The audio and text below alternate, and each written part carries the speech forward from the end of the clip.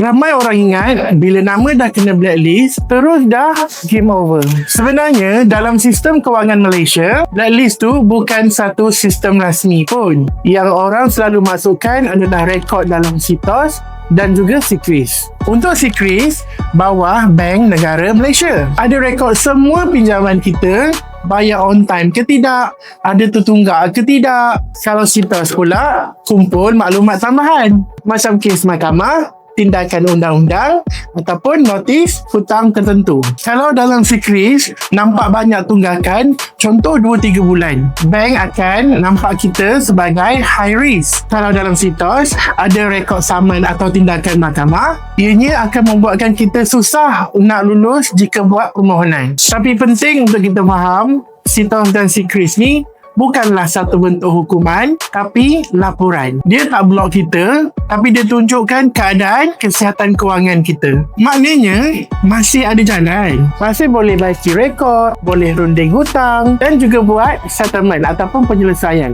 Jadi, kalau rasa nama dah sangkut dalam sistem ni, jangan panik. Yang penting, fahamkan rekod sendiri dulu. Baru tahu langkah seterusnya.